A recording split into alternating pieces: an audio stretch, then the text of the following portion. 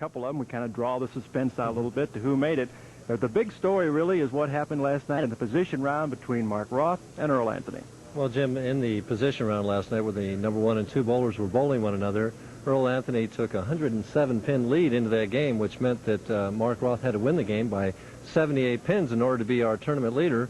And it was a most unusual thing. Earl bowled 146, and in the meantime, Mark started off with the first 9 straight strikes, wound up with 278, won the game by 132 pins, and he's our tournament leader today. If I didn't see it, I wouldn't have believed it. Earl Anthony got a strike in the first frame, then he was open for the next 3. He didn't get another strike. 4 opens in the match. Mark Roth couldn't miss the shot, and he was easy going in, even though, as you said, a 107-pin lead. It was just amazing. Actually, Mark had caught him by, I think, the 5th or 6th frame, which was, it was unbelievable. I've never seen Earl bowl a 140 game like that before or miss so many spares. When we set the format of the week, we tell you what happened during it and the general things and also some specific information, and kind of glide over the position round. Tell us a little bit, Mike, exactly what goes on in what we call the position round. Well, first of all, I should talk about the finals. In the finals, each bowler is bowling a match play against the other, and you get 30 bonus pins for winning. The 24th game is a position round where the number 1 bowler bowls the number 2, 3 bowls 4, 5 bowls 6, so on down the line and around the horn. And it's the opportunity to gain on your man, to move up and advance if the game is reasonably close, or even if it isn't close like last night. Anything can happen in that final game, and last night it did. Kind of just the opposite from what we had last week. The positions didn't change at all. The top 5 finished in order. We had a couple of outstanding scores shot, and really the scores, although they started out somewhat moderate, they got very, very high yesterday. Well, again, it took a 209 average, just about that, to make the top 24, and 205 to make our money 48th place. But on Monday, the scores went up drastically. There were several players. Mark Roth averaged 250 the last 8 games, and there were a lot of players shooting big numbers. This pair, 17 and 18, our TV pair, has scored well all week, with each player, I think, averaging in at least in the high 220s, so I expect good scores today. Of course, we haven't started yet, although the bowlers have warmed up a little bit. Is it too early to tell if it's going to be as high scores today? Yes, it is. I really haven't had a chance to watch too much of how they're playing the lanes or what they're doing yet. We'll know a little bit later. Okay, we've told you a couple of things. Mark Roth and Earl Anthony's on the show. We'll come back to talk about the top 5 as our bowling continues from Lansing, Michigan, in just 19 of the top 20 money winners that performed. This week, also 19 of 20 that performed during the week. But we also have 5 of those top 19 that have made the show today. Yes, Jim, we have an excellent cast on the TV show today. In 5th place, we have the defending champion here, Joe Bardi. Joe has bowled very well in defending his title. He got a double in the 10th frame last night in our position round that we were talking about earlier. In order to make it into our telecast today, he made it by only 5 pins. He seems very, very confident. He always bowls well on TV. He said today all he wanted was the opportunity, the chance to defend his title, and he's got it. He rolled a 244 in the position round, just an example of some fantastic scores that most of the people rolled yesterday and on in the last night's session. Guy that's got the hot hand, though, in the number 4 position is Joe Hutchinson. Yes, it's the second time in 3 weeks that Joe Hutchinson has made our ESPN telecast, and the one time he missed by only 1 pin. He won 2 weeks ago in Reading, Pennsylvania. He seems to always be joking and laughing around with the crowd, but beneath that laughing exterior is a real competitor. And today he has his chance to win his 3rd title of the year and his 5th overall. 4-time PBA champ Joe Hutchinson in the number 4 position. Gil Sliker, the guy in the number 3 spot, your doubles partner, did well in the doubles tournament this year. A guy who's won over $175,000 in 4 years, but never a championship. Gil Sliker is having his finest year ever. This is his 6th time on national television this year. As you said, though, still no titles. He's admitted on national television that it's a monkey on his back, that he'd like to get rid of it. Today he's told me he's going to take a slightly different approach, Jim. Before he come out and he say, I'm going to win, this type of thing. Today he says he's going to try and bowl it 1 frame at a time, 1 game at a time, and hopefully that'll give him better results. Remember last week when Earl Anthony was in the number 1 position but lost the championship by 50 pins? He's been in that position many times before. His record on TV from the number 1 position is not that good. This week he is number 2. Yes, as you said, he's on our telecast again. Last week we saw him bowl against Steve Cook, and he had really a rather poor performance for him, only bowling in the 180s, and he lost by quite a bit. Today he isn't coming from the number 1 position where he seems to have so much trouble with. I think his record there is 15 and 24 from the number 1. He's coming from the number 2 position, so hopefully, for him, from his point of view anyway, he'll be more relaxed and we'll see the real Earl Anthony today. He readily admits his main goal is to win $1 million on the tour. Right now he stands at $932,000. And Mark Roth, the guy that was a mainstay at ESPN, was on all kinds of times last year, his first time on ESPN this year, number 1. It's maybe his first time on ESPN this year, but it's his 8th time on national television so far this year. He's our leading average man this year, in line for the George Ugg High Average Award that we give every year. He's averaging over 216 per game. He's won 1 title this year, but again, Jim, his television record this year, last couple of years, has really been on the poor side. He seems to tighten up on television. Maybe today he'll be able to get his act together and get loose, relaxed, and untracked and bowl real well. He is 34 years old, but he has won 24 championships, and 21 of those 24 came in just a couple of years span. So he had a tremendous couple of years, but it's been somewhat lean on the titles, although the money and average has certainly been there at the last 2 years. So the stepladder format will look like this. The number 5 position, Joe Berardi with a 215 average. Joe Hutchinson averaging 219 in the number 4 spot. The winner against Gil Sliker, the best match play record at 17-7. Earl Anthony comes from number 2. He is 222 for an average 15-9 match play. Mark Roth stands to bowl 1 game, 15-8-1 match play, 224 average. Maybe the best field of the year, some heavyweights. And we'll have the opening match for $11,000 on Total Sports ESPN in just a minute. Yeah, yes. Joe Berardi and Joe Hutchinson. We said the scores were very high. TV average 228, Berardi 237, Hutchinson 220. Everybody is up there in average on this pair. They don't seem to be striking that easily in practice today, though. Setting the stage here, lanes 17 and 18, for both the right and the left-hander, lane 17 seems to be the tighter, with lane 18 hooking a little bit more. Joe is waiting for the official signal to start. He now has it.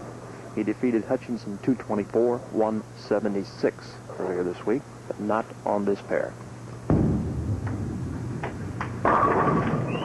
10-pin, and Mike, during the warm-ups, we were seeing a lot of 10-pins and a lot of just 1-pins in general, 4s and 6s remaining up there, too. Well, Joe is playing right around the 3rd arrow, Jim, and the ball came in behind. They had been a little lazily there, and the 6-pin just lay in the channel and didn't quite get to 10. Watch how hard he throws it to spare across lane.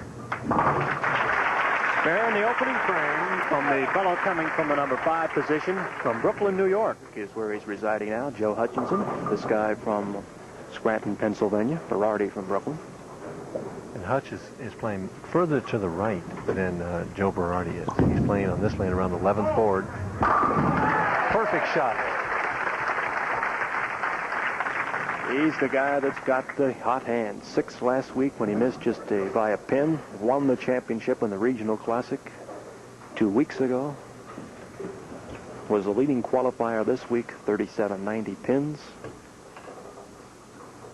And he's just bowling awfully well. He sure is right now. As you see, he's got the hot hand. A little bit of crank in the arm. You can see that. And there's another 10-pin. Hutch sticking his tongue out there and leaves another weak 10 on lane 17. Hutch got a 258 in the position round. Still lost by a pin. 9 strikes, 4 in a row in that match. Hard and straight cross lane at the 10-pin. So Joe Hutchinson would strike spare. Joe Berardi spare. And now moving to the 2nd frame. He was 6th going into the position round. It got a 244. Beat Pete Couture by 44 pins and took away his spot. A little left of his target. Ball held up. Spare strike for Berardi. Strike spare for Hutchinson, and here's Joey's 10 in the pit. Our handheld camera. He's aiming at the 3rd arrow. The ball hit about board 16 and set just dead solid in the pocket. Jim, if you notice, Joe is wearing a pink shirt today, and there's a theory among psychologists and everything that pink is a pacifying color. So he's wearing it purposely that way to try and pacify his opponents. I'm going to have to go a lot to pacify Joe Hutchinson. I don't know about the rest of it. Oh, look at that. Well, he just pacified the pins there. Look at that. You don't see that too often. It was not a great hit. Not a great result until they decided to drop backward. Take a look. See the cupped wrist of Joe Berardi. Tremendous turn at the bottom of the swing. The ball, last time he came in a little light, he makes the adjustment right through the heart, and he carries them all. Here's Hutch going to the pocket and then crossing. He really took off there, and he leaves too. Well, he softened up on that shot just a little bit. His speed was not as crisp as it was in the first frame, and the ball took off through the nose, leaving the 610. Good amount of change for Joe Hutchinson this year. Yeah, he'll go over 60,000 for sure, no matter what happens here today. 180,000 in total winnings in the career of this gentleman from Scranton, Pennsylvania. He was the qualifying leader, dropped to 6th after the first match play block, and then rose to 3rd. Dropped a little bit to 4th because he didn't have the greatest finish in the world, lost 4 of his last 5 at match play. He's 8th this year in money, by the way, with that amount of 53. He chose to finish on this left lane, so he must like it better. And he's right there. So Hutchinson goes strike, spare, spare, strike. Berardi, spare, strike, strike.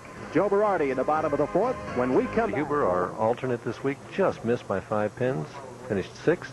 Some of our other top finishers were Pete Couture, making his 2nd finals in a row, young John Forrest. Chuck Pierce, who finished 2nd here last year. Gip Lentine, our statistician, Larry Lobb. Dennis Lane, making the finals for the first time in a long time. Eddie Ressler in the finals again. Mike Albee for the 3rd time in a row. Good guy Alvin Liu, rather. Wayne Webb, our bowler of the year. Another statistician, Frank Ellenberg, finished 17th. Jeff Morin in the finals again. Tom Laskow. Young Gary Skidmore. Veteran Carmen Salvino. Richard Beattie. Jay Robinson for the 3rd week in a row. And likable Mike Samardzija finished 24th. The name of Mike Durbin is absent this week, but you can't get up there every week. Didn't bowl well this week, did Frank Ellenberg replaced you in there. Joe Berardi. 12 pins up, trying to make it 22 with a strike here. Swung it out that time. Not get back. Almost got another break. Broke it down just to leave the 2-pin. Big smile on Joe Berardi's face. Watch his follow-through this time, Jim. See how the follow-through goes to the left? That kills the ball, and it's not going to quite make it back. See, and it comes up light. Fires it at that spare.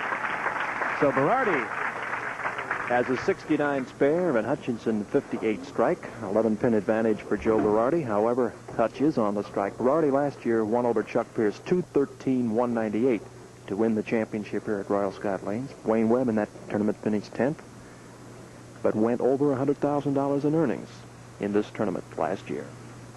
And Joe in that tournament struck out in the 10th frame to make Chuck Pierce strike out. There's the adjustment for hitting high last time. He leaves the 248, difficult spare. Seems to be fishing a little bit on that left lane. First time he's left more than a single pin. Left the 10 pin in the opening frame and the 2 in the 4th. Watch how hard he throws at the spare. Covers it perfect. Nice shot. We go back now to Joe Hutchinson, who was 8th this year in money, 12th last year, but he's only $2,709 less this year than his total for last year, even though he's dropped. Last time he was soft on this lane. Let's see if he remembers and keeps his speed up. Here it comes. Nice shot. So Hutch has got 2 in a row. He's made up the difference to make it a very, very close match. He's taken the lead by 2 pins, champ. Hutchinson won the PBA Doubles Classic in Las Vegas with his partner, Tommy Baker, and also the PBA Regional Champions at Reading, Pennsylvania 2 weeks ago.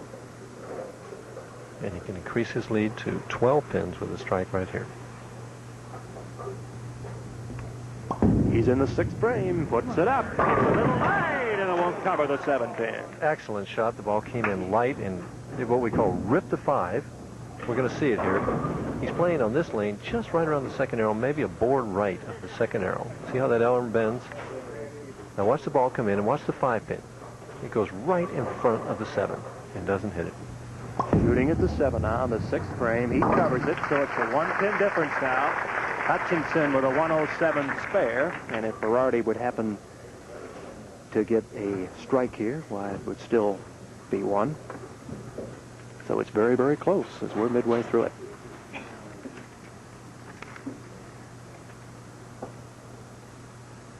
Joe Berardi trying to defend his championship. Earl Anthony did it earlier this year in Long Island. He's won it 3 times in a row, as a matter of fact. Week 10. Made the adjustment for the 2-pin that he left the last time, but didn't get the carry on the 10. Joe just recently signed with a major ball manufacturer. He has a new contract, so he should be feeling pretty good about that. First prize here this week, $11,000. You see how hard he threw at that 10-pin? He's another one of those guys, not with the big upswing as the guy from last week, Pete Weber. There's the score, just a 2-pin difference. Joe Hutchinson 107 spare, Joe Berardi 105 spare. But yet when this guy fires, especially at 1 pin, he really drills it hard at it. He's in great shape. Go on.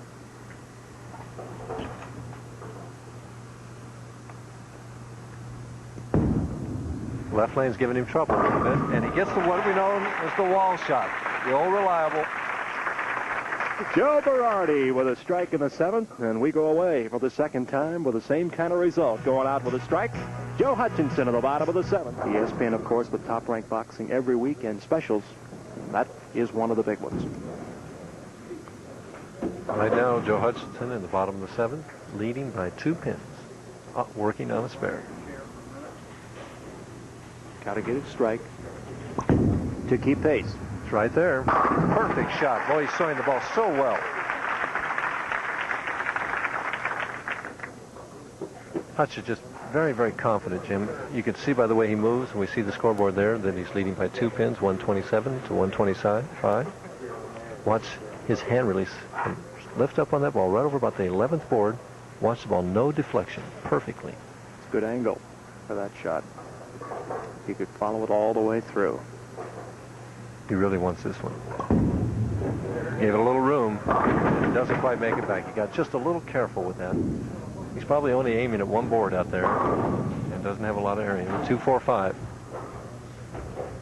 See the high backswing of Joe Hutchinson. Now, watch where the ball goes. See the release there? And again, his follow-through goes a little left. The ball won't quite make it up. And he gets a break on the spare. Didn't hit it the way he wanted to, but he made it. Once again, both bowlers clean in this opening match, just like we had last week.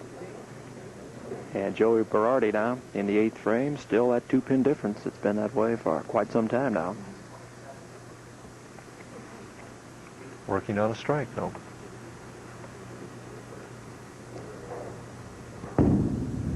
It's out wide. Won't make it.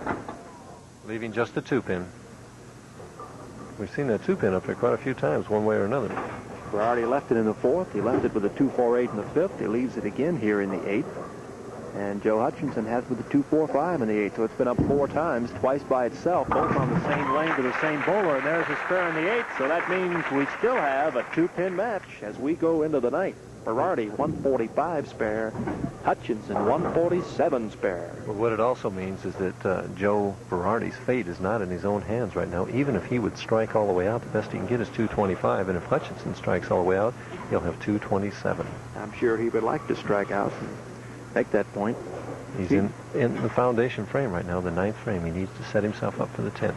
He just qualified 21st and then went all the way up to 2nd in the next 8 games. Brooklyn, where he lives, and that's a 9 count.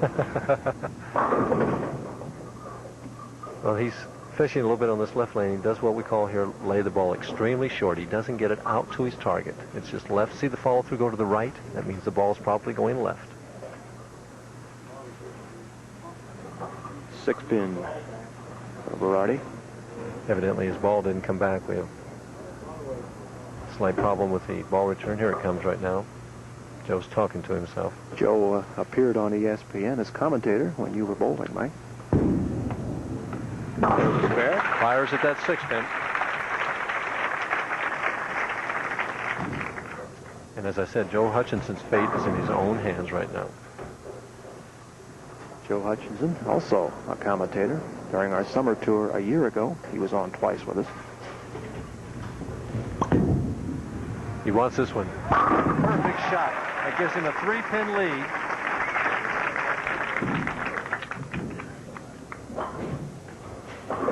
That's an example. Again, we get a different view of the unusual style of Joe Hutchinson. Watch that arm break at the top and the ball kind of come out. Comes through the ball hard, though.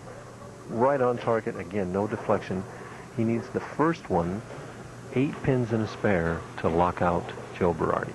If he gets it, that's what we'll mean by the foundation frame, the big strike in the ninth. He goes in, and there's a perfect shot, maybe the best of the match, and that's a 2-bagger for Joe Hutchinson. Just a great shot under pressure.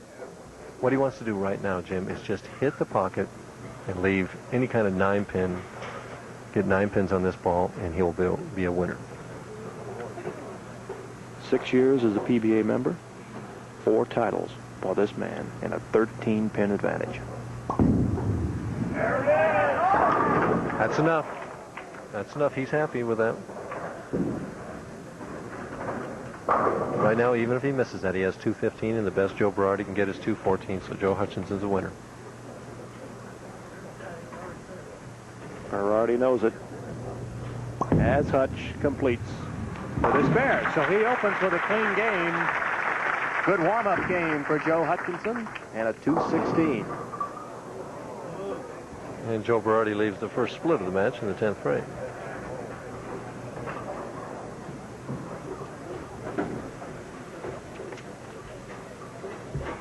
So Berardi, the defending champ, will not defend this year. Goes after it and takes out 2. He finishes with a 190. Joe Hutchinson a 216. So it was a close match through 8, Mike, but they pulled away in the 9th when Berardi left the 6th pin. Joe Hutchinson put 2 strikes together, and then with leaving the 4 in the 10th, he took care of it. The next one is Gil Sliker, a man yet to win a PBA championship. And there's a guy that's going. When I was having quite a bit of difficulty adjusting to some of the conditions on the PBA Tour, I visited a friend of mine in Akron, Ohio named Fred Borden.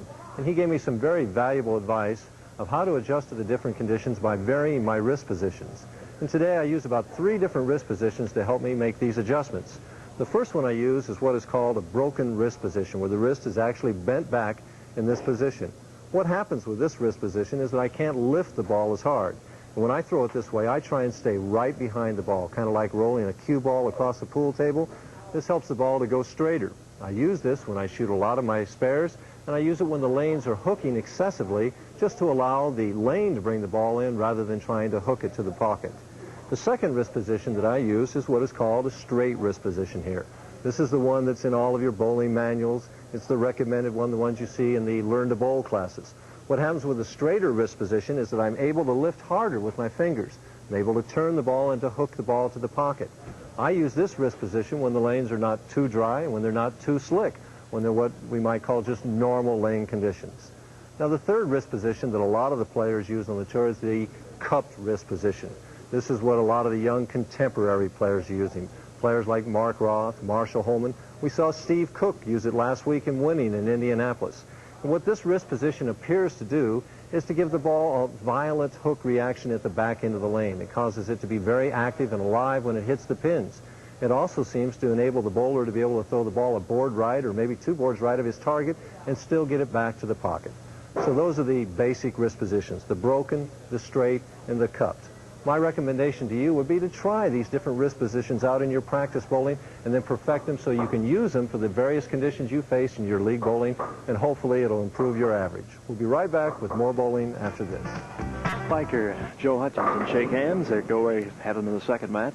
Sliker lost to Hutchinson, 196-190. First time they faced off. Sliker 218 average and Hutchinson 220. Just under that at 216 in the opening match. 8,300 games for this young man.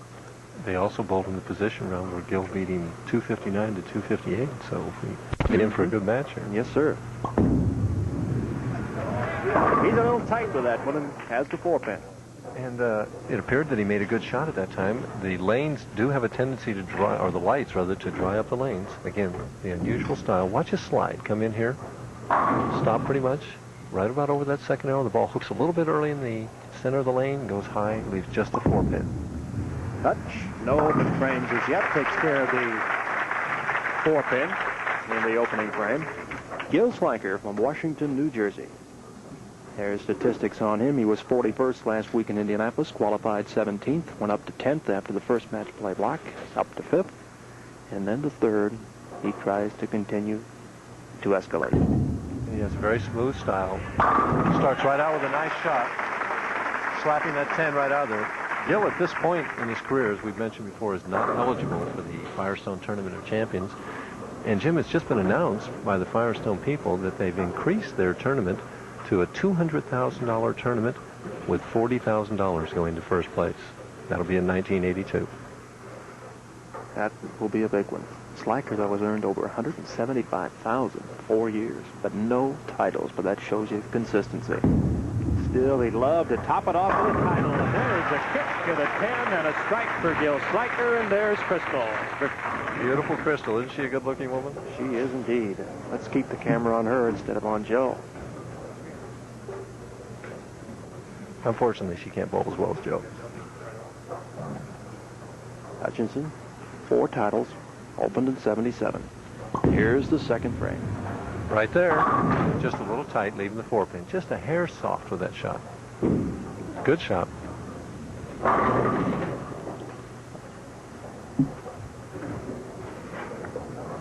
In the opening match, he left the 10-pin once, the 4-pin in the 10th frame, so he has left the 4-pin 3 times in a row now, the 10th of the previous match, and then the first and the second of this one.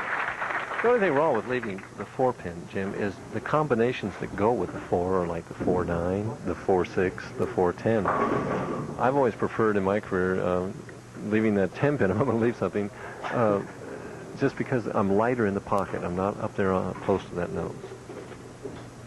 Okay, Joe in the 3rd frame. Tries to get the first strike of the match. Puts it up and in tight, and that 4-pin is the last one to go, but go it did. He trips it right on out of there. We're going to get a chance to see it here. 5 steps. Short 2nd and 3rd step. And watch the 2-pin, the one next to the head pin on the left. It goes to the wall, comes back, and trips out the 4. Gil Sliker's got a 300 game to his credit this week. The only bowler that had perfection. And a nice shot. Beautiful. 3 in a row from the 31-year-older from Washington, New Jersey. 21 pins in the lead. Can increase it to 31 with a strike here. And by the way, we're still giving $5,000 from the PBA for a 300 game. And Bonanza, the co-sponsor here, has agreed to match that. So a 300 game could be worth $10,000. Sliker got it in round 5 when he won 7 of his 8 matches. Won 4 of the last 5 as well. So he's got a Looks pretty good. good hand. Looks good. Nice shot. 4 in a row for Gil Sliker, the man looking for his first tournament championship ever. Back before bowlers this week looking for that first prize of $11,000. Down to 6 for second place, 5-4 and 3,500 respectively. Scores were moderate, turned hot yesterday. And the scores of the opening match today, Joe Hutchinson 216, Joe Bardi 190. The heavyweights waiting next, Earl Anthony in the number 2 position and Mark Roth number 1. And right now the situation here is it's only the 4th frame, but Gil Sliker's great start has put tremendous pressure on Hutchinson. He needs to strike at this point right away to get back in the match. Even if he strikes, he will be down by 21 pins. He's right there. Nice shot. Boy, that's a way to respond to pressure, I'll tell you. Mighty big one for Joe Hutchinson. And let's take a look at it, Mike. We get a side view of Joe Hutchinson's approach. 5 step, big first step. See the short 2nd and 3rd? The ball's down early. He brings it up and holds it up there, slides through, and pulls the ball through. Quite a difference. There's the score, 60 on a double and 39. Double, Sliker in the lead. Quite a difference on Joe's 3rd step, which is very, very short compared to the long stride of the first one. There's that 3rd step. Well, if you're going to take that big first step, you've got to shorten some of the others. What a great shot again. 3-bagger for Joe Hutchinson. So he responds well after leaving the 4 in the 1st and the 2nd and spurring it off. Comes back with a turkey, and Sliker now in the 5th. We're approaching Thanksgiving, so we can use that term. Sliker top 4 in total points this year, over 22,000. 4th in total games this year, 934 so far. Let's see how he responds to what Hutchinson put on him. He looks for his 5th strike in a row. He's high. He trips it out of there, just a hair soft. It was a nice shot, but just a touch soft. And he could have left a split. Got 9 pins out of it. It makes it, with the spare conversion here, to be a 10-pin difference with Sliker holding the edge. He's got a couple of second-place finishes this year. Never got the big one. Look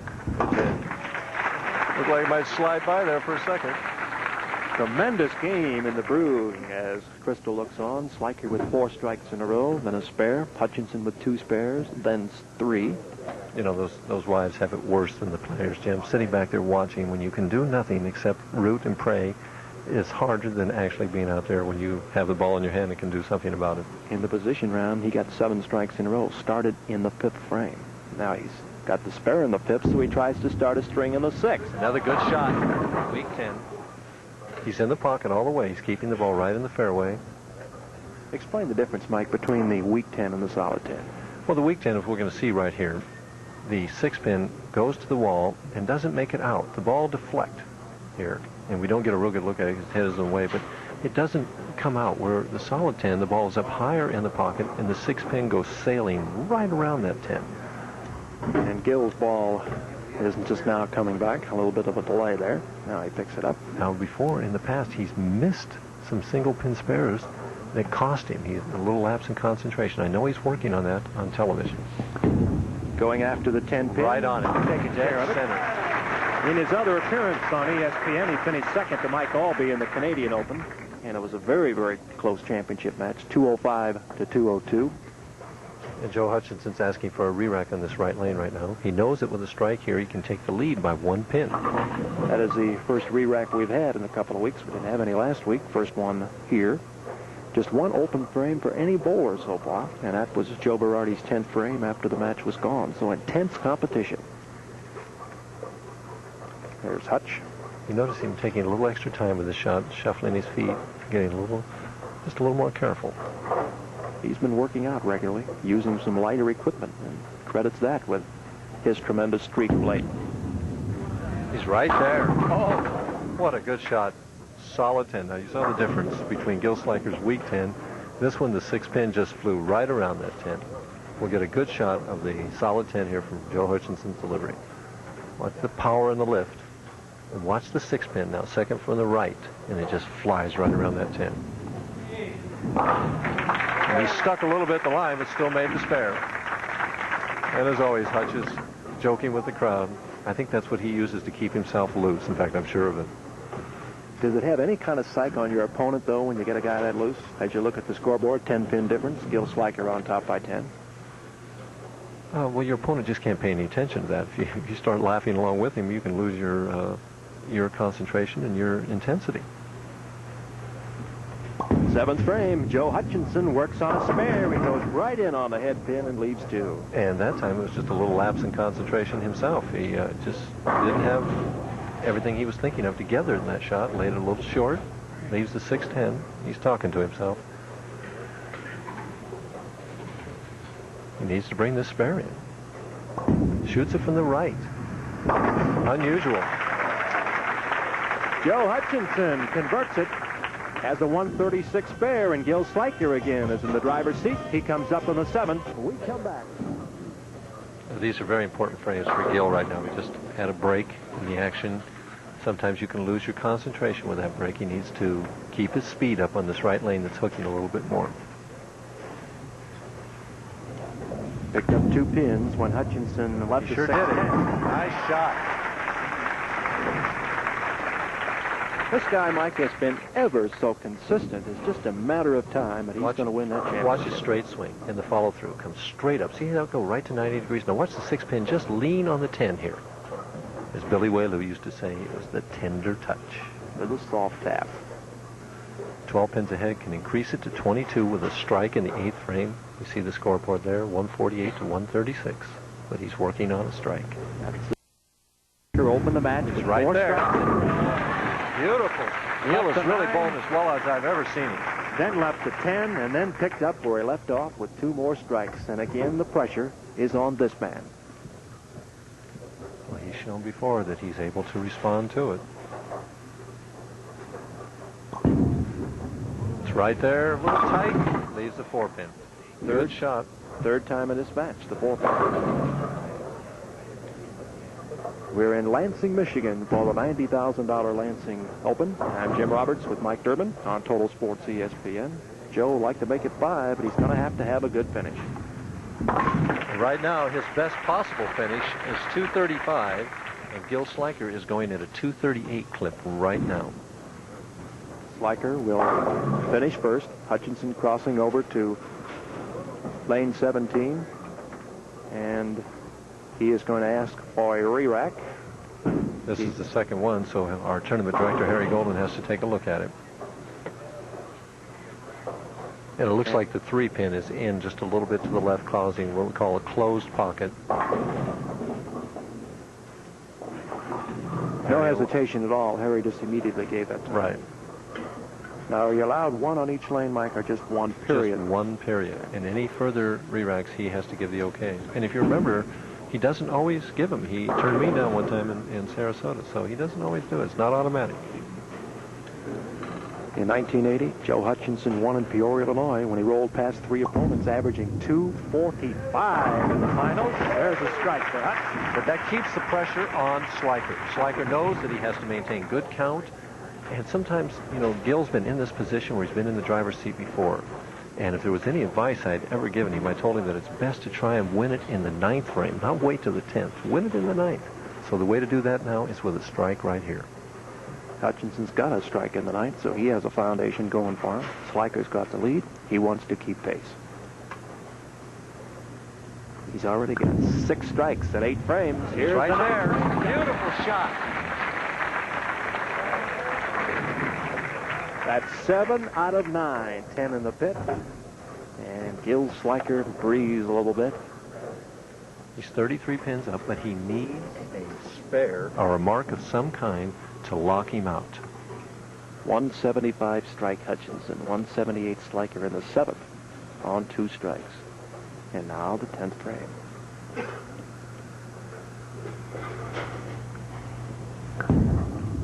Here's the shot. That's enough. Well, he needs to convert this. If he would miss it, we could have a possibility of a tie. If he would miss this, he would wind up with 235, and Joe could strike out to tie. If he makes the spare, he's a winner.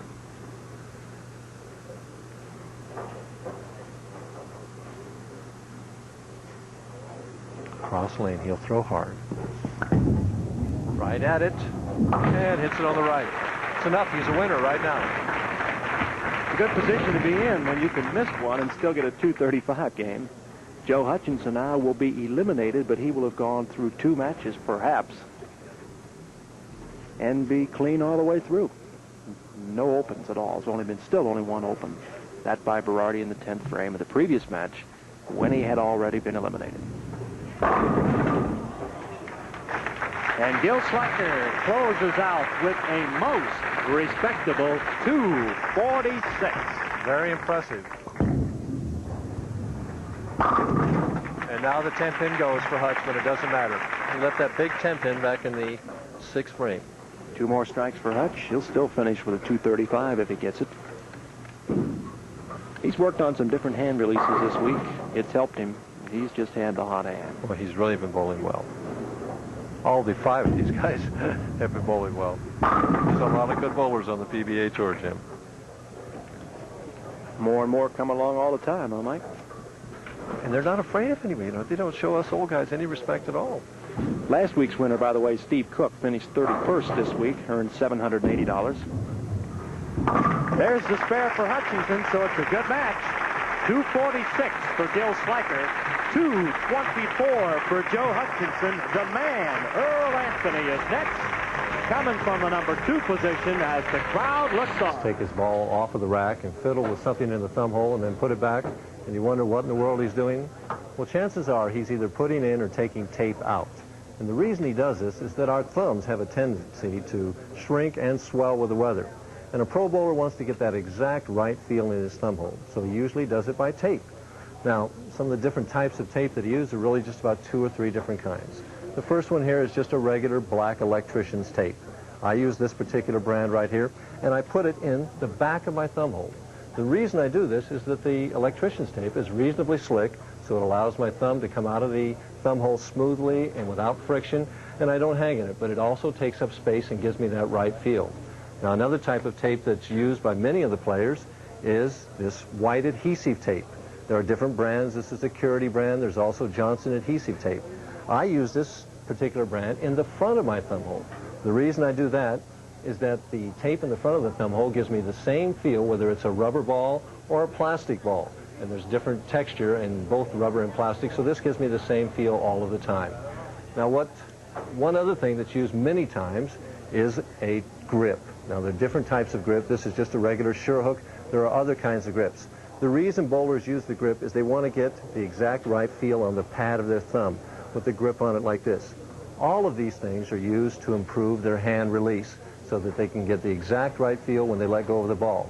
My recommendation to you would be to try it in your practice bowling. Many times I've seen amateur bowlers drop the ball and they don't know why, when a little grip in the thumb hole or maybe some tape would improve their hand release and improve their bowling. We'll be right back with more bowling after this. Earl Anthony is still loosening up. Gil Sliker will not get any chances to throw on this TV pair, but Earl can take the necessary warm-ups as needed. He gets 4, by the way, 2 on each lane. There's the handshake. Earl Anthony was second last week, losing to Steve Cook, 234 to 184. We thought he was a shoo-in to get in the number 1 position this week, but lost in the position round to Mark Roth. And Earl's going to ask, well, he will get automatically a re-rack right in the first right round. away. And it's highly, what's unusual here, Jim, is the ball he is using, not that he hasn't used this ball before, but I have not seen him use it this week, and I did not see him use it in the hour practice session preceding our show, and suddenly he's coming out using it right away. He was using the blue one, Mike, that he used last week on TV. Well, maybe he decided last week was such a disaster he was going to give this one a shot.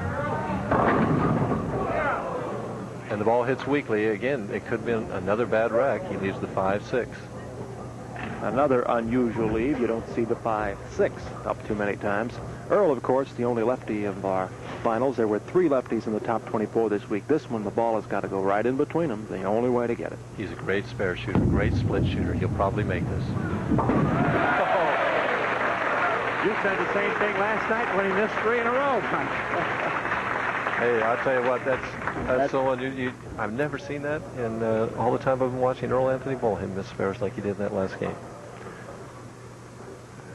These two guys have met before this year. They sure did. It was a great match in Long Island earlier this winter. Earl, of course, won that tournament, won it 3 times in a row. Here comes Gil. And gets the blower. 5 just ripped into the 7 and knocked him out of there. Sliker continues his winning ways. He lost to, or defeated Earl Anthony, 210-201. Sliker's averaging 218 on the TV pair. Earl Anthony, 221. And Gil is really throwing the ball well, especially he's been bowling well on this left lane, and Earl's let him finish on the left lane, the one he likes the best. Sliker in the second frame. There it is. Oh, just perfect. Perfect shot for Gil Sliker. He opened the last match with 4 in a row. He's got 2 in a row here. And you see the nice, easy, free swinging style of Gil Sliker. The follow-through coming straight up. The ball, gentle hook, all 10 pins in the pit. And Earl Anthony's ball hitting weak again, just like it did last week. And there's Susie. She's been through this more times than any other wife. I sat next to Susie last night when he was in the position round with Mark Roth, and she couldn't believe what she was seeing either. She couldn't believe it either. We were talking to her.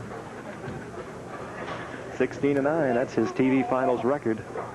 Career TV finals, pretty good, but not what you'd expect Earl Anthony. But yet, look at how many times he's been on TV. And the 220 average for 148 games on television is just fantastic. He's won over $151,000 this year. Last year, only $59,481. You know, there's a lot of players that would like to win $151,000 in 3 years, and he's done it in 1. He just continues to add to his record-setting pace for this year. He's already broken the record by 17,000 and counting. Maybe that's a little bit of the break that Earl Anthony needed to get him going. And he trips that 6-pin. Earl Anthony has a very smooth, fluid style with a long slide at the end and soft speed. Now watch the 3-pin here. Go to the wall, come back, and trip out that 6. And Earl shows a little animation, but something he very seldom does. Gil Sliker is on 2 strikes, looking for a 3-bagger. See the concentration as he lets it go. He's in a little high and leads the 4-7. And the ball surprised Gil. He thought he made a reasonably good shot. It hooked early in the middle of the lane. Could have had a split. He broke it up, just left the 4-7. That was that match we told you about. 3-pin difference. We've had 2 outstanding finishes in our 2 years in Canada in the summer tour. Sliker changed balls in the 5th round, went on to throw a 300 match, and has kept that ball for the rest of the tournament, needless to say. Well, actually, he switched back. And for the television show, he's not using the same ball that he used when he switched and shot the 300 game. 48 spare for Sliker. The reason why he switched balls is because one of the thumb grips was coming loose, so he had to replace it and then just stayed with it. But like you say, has come back to the original one now. Thumb grip looks good there. See the follow through. Fourth frame. Solid 10.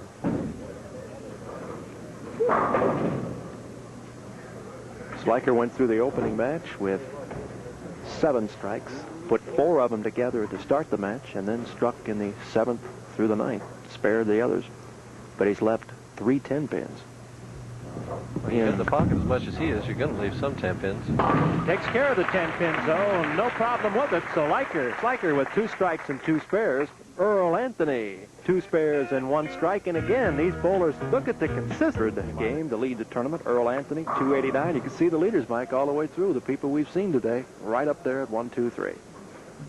John Force is a young bowler who throws a big, powerful, cupped wrist hook ball. Bob Hanley does too. Bob Hanley shot that big game, the last game of the tournament, to get a check.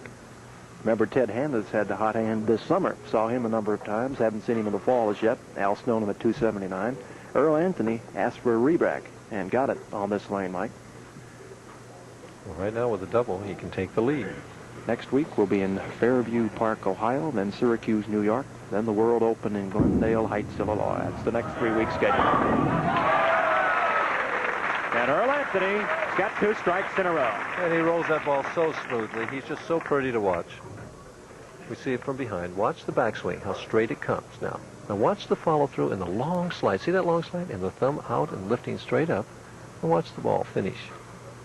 Dead flush in the pocket would knock down 5-pound pins with that ball. Almost left the 10 pin. He left the 5, 6 in the first, the 7 in the second. 2 strikes. Works on his first 3-bagger. Nope. A little short. He knew it. Wasn't his best shot. He left the 6-10. And we've got some fans in the back yelling at Earl to switch balls. Both bowlers with 67 now in the 3rd. Anthony trying to spare the 6-10 off in the 5th. Takes care of it in good style. So this match very, very close as Gil Sliker is up now in the bottom of the 5th. It is exactly dead even. And when Gil Sliker missed the pocket here in the 3rd frame on this lane 18, it was the first time he'd missed the pocket today. He left the 4-7. He's got a strike, though, to keep it even. And then he'll also have the advantage of being a strike up. Shoots it in the 5th. Right there. Gil looks good. Great shot we have here from behind. 5 steps. Watch now. He pushes the ball out here. See the ball coming down. It's a little early. Comes through. See the slide. See how close it was to his ankle? Now watch the gentle hook right here at the end. And all 10 pins in the pit. And the ball, you can see it's still rolling as it went through the pins all the way to the pit. Sliker won the Sportsmanship Award in 1978. He teamed with you, Mike, to win the, not to win, but to finish pretty high in the double in Las Vegas. Boy, he's got a good shot now. 2 strikes in a row for Gil Sliker, and he continues to put them together. Not one time in either match has he got 1 strike without getting at least 1 more. I tell you, today could be his day. He's got his work cut out for him. The 2 greatest bowlers in the last 7 years. Mark Roth waiting next. Earl Anthony gets the strike in the 6th frame. Again, we get the great shot here from behind. 5 steps. Watch the ball. Down on the 3rd, back on the 4th, or the slide through, coming through. Just perfect timing, perfect hand release, and perfect result. Earl Anthony is a classic if you're going to teach the game. He just does everything right. 14th appearance among the top 5 this year. Out of the 29 tournaments he has entered. Earl Anthony, high. And again, just a little high on that left lane. The left lane's definitely giving him more trouble. The only strike he got over there, he had to trip the 6 to get it. The first frame, remember, he left the 5-6, so it must be really a fine touch thing on lane 17. Second last week. Like to get in the position to bowl for the championship again and also have that 1 game that'll loosen him up a bit. He's got a 127 spare, still no bowler. Thursday, November 5th at 9 o'clock Eastern. Gil's up 10 pins. Can really put the heat on Mr. Anthony with a couple of strikes on his turns to bowl here. Already good working shot. on 2. Oh, just perfect. Boy, is he throwing the ball well. 20 pins up. We're going to the 8th frame. Can increase it to 30 with a strike here. And there we have the scoreboard and the delivery by Gil. And you can add those 3 strikes together, give him 30 pins in the 5th. That is a 117 on 2. And Anthony 127 on a spare. So Gil definitely in the driver's seat. Strike here puts him 30 pins in front. It's right there again. Solid. Boy. We're just getting an exhibition of machine-like bowling by Gil Sliker. And he's showing more emotion than I've ever seen him show before. He very seldom shows any emotion. You kind of hate to sit down when you're bowling that well. Earl Anthony with a shot trailing by 30 in the 8th frame. He's in a must-strike situation. Right there. This is similar to the match that they had in New York. Gil was leading the whole match, and Earl never got a strike on the 1 lane, the right lane. He was striking every time on the left lane in that match, and finally in the 9th frame he got the strike he needed and struck out to win the match. This time he's having trouble striking on 17. He must strike here to keep any hope of winning. Situation, Sliker has a 147 in the 6th. Earl has that same score in the 7th, and Gil is on 2 strikes. Earl's up in the 9th frame. Sliker looks on. Anthony does not get it. Gets the 10 kicked out of there, but not the 6. And Gil is really in the driver's seat right now because the best Earl can do is 217. Gil is going at a 237 clip right now. He needs a mark in 2 frames to be bowling for the title again. 3 times this guy's won Player of the Year. Shooting the 6 pin, he's had some trouble with the 6. Left a 5 in the 6th and the 1st, a 6-10 in the 5th, 6-10 in the 7th. And then here in the 9th, every time on that lane, he's had the 6 pin except the 3rd frame. And I was going to say earlier that if Gil Sliker does win his first title today, defeating Earl Anthony and Mark Roth, he would certainly have earned it. Here's the 9th frame. Earl Anthony very placidly looks on. There's the 4-7. And it's a good shot, just a hair short.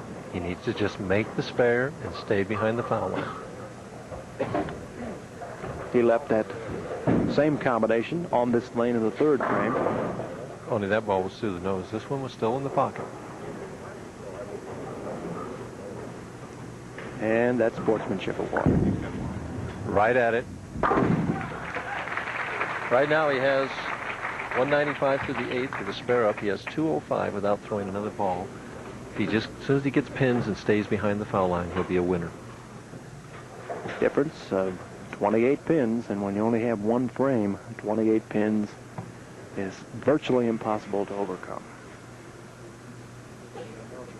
Gil Sliker, 41st last week, much better than that this week. Way behind the foul line. Right That's in it. the pocket again. That's it out. He's bowling for the title. And there's Crystal showing her. Look at that smile. She's been through it before, though. They've been working so hard to get Gil's first victory. And we'll see if he's going to get it. 2 more strikes, and he'll have a 245 game on the heels of a 246. He certainly needs to keep his concentration together, though. Get himself ready for the final match. Earl Anthony is going to go up and finish before Sliker. There's Susie, and her eyes look sad. Earl will finish 3rd, get $5,000. There's a spare for Sliker. Mike, we got 2 guys going at once. Sliker finishes with a 235. Earl Anthony's got a spare. We'll have 1 more shot here. And Earl picks up another 5,000, trying to reach to that million mark. He needs another 63,000 to go, which for him could happen in just a few weeks. And 156,135 this year. Pretty good year. And there's a 7 for Earl Anthony. He finishes with a 202. Still clean game. Nobody with an open. We haven't had an open frame since Joe Bardi in the 10th frame of the first game after the game was gone. There's Mark Roth taking on Gil Sliker for the championship and $11,000. It's coming up next. Stay tuned. So far, Joe Hutchinson over Joey Berardi, 216 to 190 in the opening match. Then Gil Sliker entered the picture in match 2, 246 to 224 over Hutchinson. Sliker continued in the third one, 235 to 202 over the great Earl Anthony. Then the championship match coming up between Mark Roth and Gil Sliker, the winner going for $11,000 and this championship trophy. $7,000, second place $6,000. One bowler looking for his first and the other looking for his 25th. Quite a difference, but they're both from the eastern region, and I know they've bowled each other many times in regional tournaments and many times on the PBA Tour. I don't think they've ever bowled for a title before. Gil Sliker will open it, tries to continue. And there it is. Strike for Sliker. When they met earlier in the week, Sliker defeated Roth 267, 224. Here's Mark Roth, 30 years old, now living in Spring Lake Heights, New Jersey. And he's deeper than everyone else. By that I mean he's further left on the lane and the approach. 224 average, 15-8 and 1 match play. TV pair 251. He's having trouble with his pair, isn't he? Of course, they're sometimes different when the TV show rolls around. He got a 278 and a 224 on this pair. He had a high 24-game final and bonus. 465 bonus pins this week. Lofts it and puts it in there. And leaves the week 10. What he wanted to do was get out of the gate quickly and put the pressure on Gil Sliker. Roth qualified 4th, dropped to 7th, up to 6th, and had a tremendous final round. Watch the cupped wrist at the top of the swing. The slide, he comes through it hard, but the ball's going to hit weak. It'll deflect, it'll go to the right, and almost left the 5-10. Just barely got the 5. There's a spare in the second frame for Mark Roth. We got some people that work pretty quickly this week. Roth, by the way, won at least one tournament on the PBA's fall tour in 4 of the last 5 years. Defeated Earl Anthony 278, 146 in the position round. And what happened on lane 17, after Mark has made the 10-pin, the machine setting up a new set of pins, 2 of them fell over, and Gil showed a lot of poise there.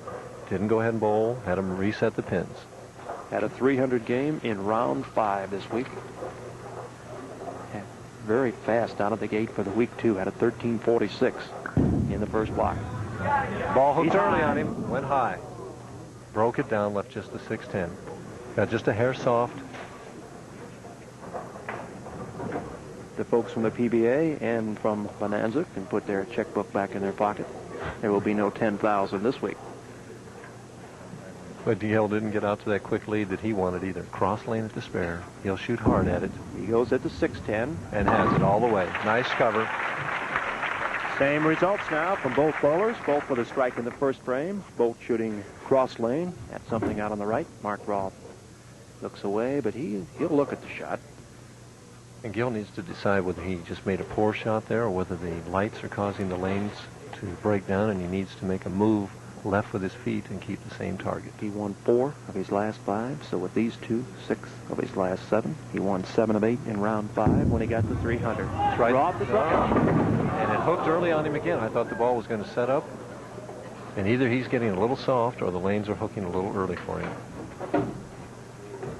4, 6, 7. That's a toughie. But it's impossible. Actually, I think he is just getting a little soft. It could be just the pressure of this final match. Needs to pick up that speed just a little bit. That's the first open frame since the 10th of the opening match.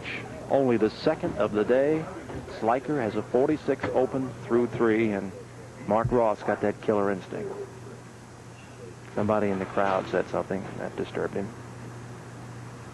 Mark wants this victory badly. He struggled, as I said, on TV recently. He wants to get untracked again.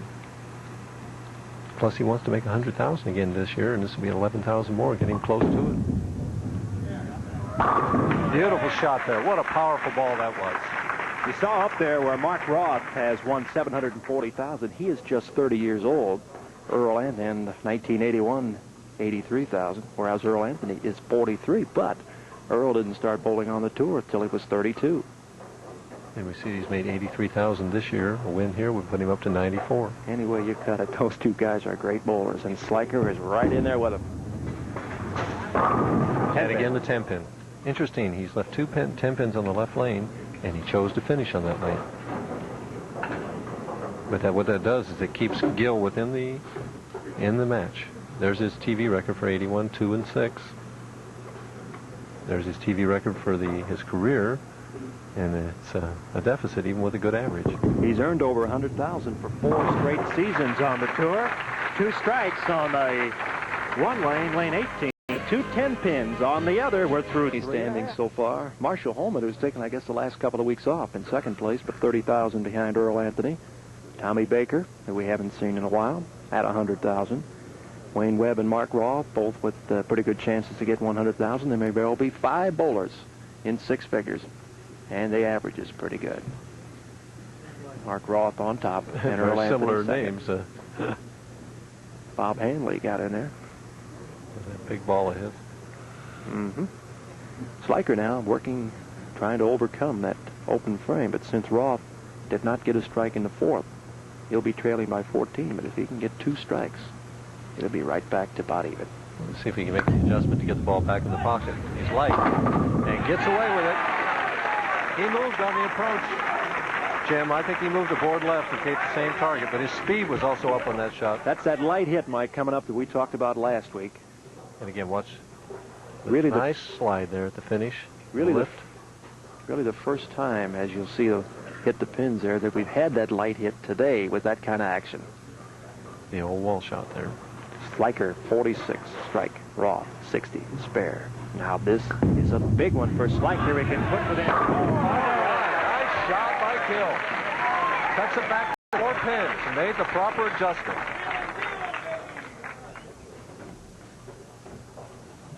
Now we go to Mark Roth. Mark. 278 in the position round, 9 strikes in a row. He is working on a spare, and he's got a strike. So each time he has struck on lane 18. And that ball just held in the pocket all the way.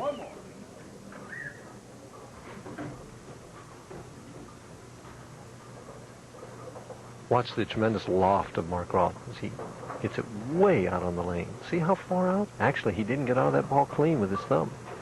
How many other bowlers lofted that ball, Mike? Barry Asher used to, but not very many. Brooklyn! And he almost got away with it. Boy, it's amazing. He's chosen to finish on that lane. That was an adjustment to try and get that 10 pin out, and he made a poor shot and almost got away with it. His career TV record, 37 and 52, believe it or not. But 2 and 6 this year. Started out just 2-5-1 in match play, but finished up 15-8-1. Fine finish from Roth, and there's the spare in lane frame 6. Very early in his career, Mike, he just didn't do very well at all on TV. Started out something like 1-8, 1-9. Well, it was a learning experience, and then he came on and did tremendously well. And then, as I said, the last 2 years, it's been really rough for him. And Gil can take the strike with a lead here. I mean, he take the lead with the strike here. 6th frame. High again, and he breaks it up. He got the 10 pin out of there, much to his delight, and the crowd here in Lansing as well. He seems to be the favorite of the... He lost this ball. He didn't get the lift on it that he wanted to, or the speed, and it just kind of fell off of his hand here. Spare can pull him within 6. And he's got it. So Sliker is sitting on a 94 spare, and Mark Roth 100 spare. We're going to the 7th frame. We're in Lansing, Michigan. I'm Jim Roberts with Mike Durbin, 9-time PBA champ, who won on ESPN 3 times. You've never lost a match on ESPN, have you? Just shows you miracles are still happening. Let's get you on there and see what these bowlers can do about that later. Right now, most exciting championship match. Gil needs to get his act together and start throwing the ball like he did in the first 2 matches. Just a little short again and leaves the 4 pin. He left the 4-7 in the 6th, the 4-6-7 in the 3rd. The match 4 before that, he left 4-7 twice. Still in the match. 7 pins down if he makes this spare. He doesn't throw it at the spare quite as hard as Joe Berardi, but negotiates it well. Mark Roth coming up in the 7th. He has gone. Lane is struck. And every time on the other lane, he has left one pin and then spared. See how he holds the ball out to the right there, and he actually takes about 7 short, choppy steps. Way out on the lane. Here it comes. Oh, what a ball that was. Woo. He maintains a 7-pin advantage and goes strike up. Between 1976 and 1979, this guy captured 21 championships. Watch this ball. It'll actually almost finish over the 8-pin. Actually, we got the scoreboard there. The ball going in.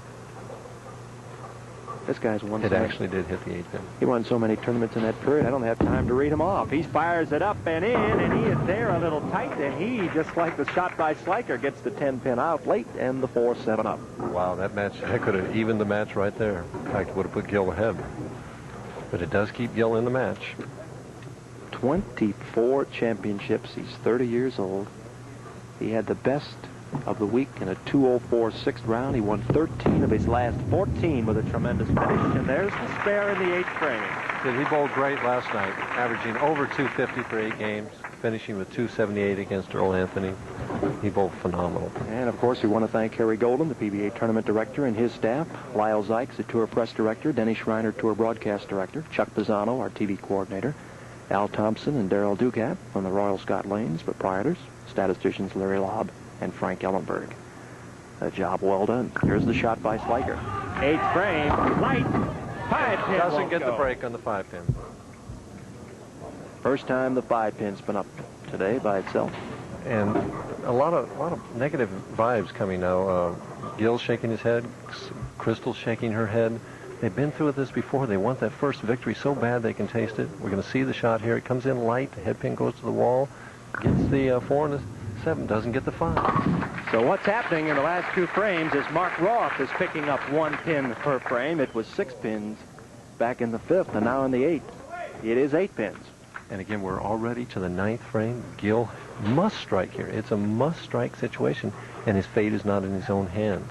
Mark Roth can strike out for 220. The best Gil can get if he strikes all the way out is 212. But he's got to take them one at a time and get this one here in the 9th.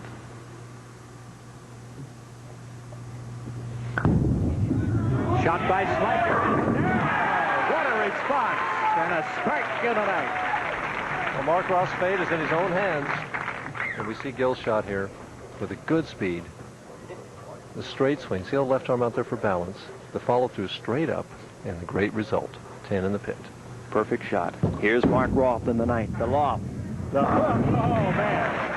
How he could have picked the finish on the other lane when he's hitting that lane, I don't know.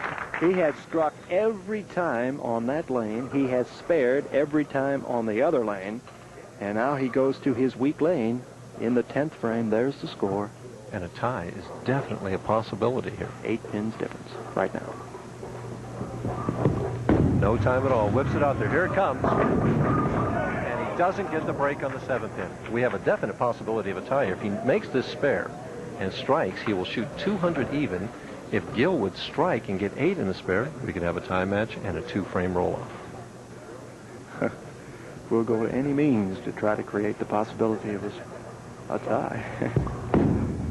Roth takes care of the 7th. He hasn't had any trouble with the spares. A strike will give him an even 200, just the way it looks on the scoreboard. Strike, spare, strike, spare, strike, spare, strike, spare, strike, spare, strike. That's called a Dutchman game. With a strike, though, he forces Gil to strike, get 9 pins and a spare to win by a pin.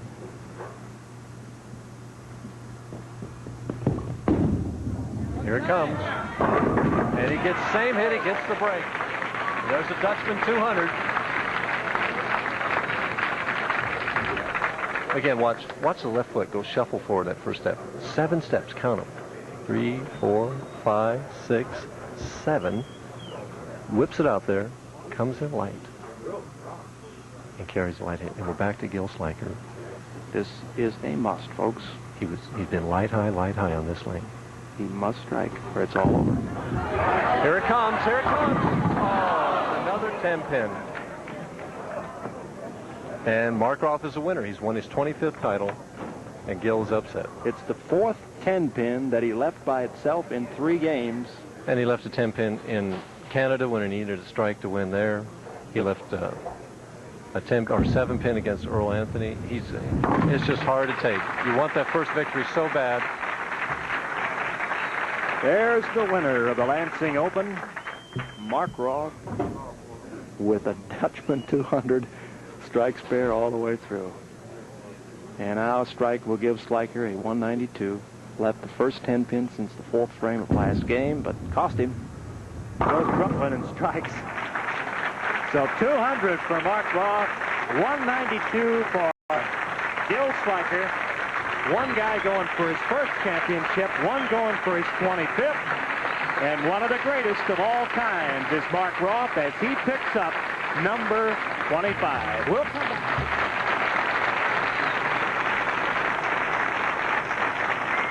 Mark, some of them have come easy, some of them have come hard. This one came a little bit hard, huh?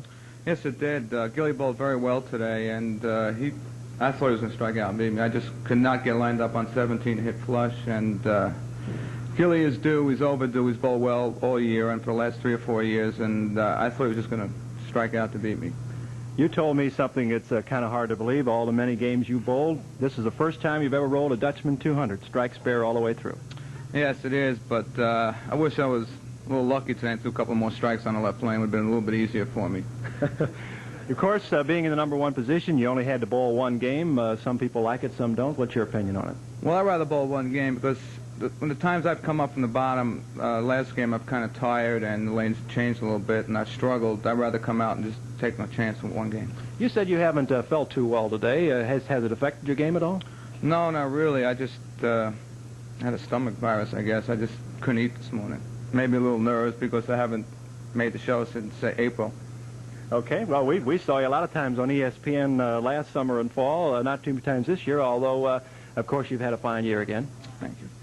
Let me bring out some gentlemen that have both the trophy, which is already located out here, and also the check. First of all, Al Thompson, the proprietor of the Royal Scot Lanes. Fine round of applause. And if we can maybe take a half a step over here, here's the presentation, Al. Mark, on behalf of Royal Scot Lanes and the city of Lansing, you're a fine champion. We're glad to present you with the trophy. Thank you, Al. I'd like to thank the people here and Al at Royal Scot for hosting the tournament. I'd also like to thank Bonanza Restaurants for, sponsoring this tournament for the first time. Thank you. We've got a check coming for you, Mark. You can set that down if you want. We know you're a little under the weather today, and we got something that will take up a little bit of your arm space, too. John Boylan is here with Times Now. Congratulate Mark, and you might have a question or two for him, Mike. Well, Mark, I do want to congratulate you. The only question I have is you had the choice of what lane to finish on, and you chose to finish on 17, yet you hit 18 every time. Why did you choose to finish on 17? Well, I'd rather finish first, and if I could strike out, put the pressure on my opponent. Were you hitting 17 in practice, and then it changed, or what happened? Well, I was kind of late the first couple of shots in practice, and I think I threw a good strike on the third one, and I figured I was slow enough, but obviously I wasn't. Mark, what are your plans now for the rest of the year? You're going to make the rest of the stops? Yes, I'm entering up until the World Open. All right, Gil Sliker is going to come in for a second. We've got a couple extra minutes, a chance to visit him. He'll have a fine round of applause. Yeah, just step on over to this side. You guys are pretty good friends here, Gil. And it's certainly no disgrace to lose to Mark Roth, but yet you've been up so many times, so very, very close, and just a frame short, a 10-pin short maybe, huh? Yeah, well, I didn't think Mark was going to double on 17. It didn't look like he had a very good shot over there. So I figured if I can get the 1 to 9th, I know I might have a chance. And I was having a little trouble going high, so I figured I'm going to move a little right and throw harder, and that's what I did, but it didn't carry to 10. How about some of those other matches? You came from the middle spot, which means you had to bowl a couple of games, 3 of them to be exact. You had 2 fantastic games early, then picked up an open frame relatively early in the championship. Well, against those guys, the thumb felt a little loose, but I was coming through the ball good. But I felt like against Mark or whatever, I just thought I was going to start losing the ball. So I put a piece of tape in, and it made me hang in them, and I threw 2 bad shots. So I took the piece of tape out, and I started throwing the ball a little better, but it was a little too late. What are your feelings now? Do you think maybe you're snake bit a little bit at this point? Do you press a little bit more, realizing, of course, that you bowled so very, very well, but just a frame short? What is your mental attitude now? Well, I guess I am snake bit, but I don't really think of it that way. I just try to go out and bowl the best game I can, and I just keep coming up a little short.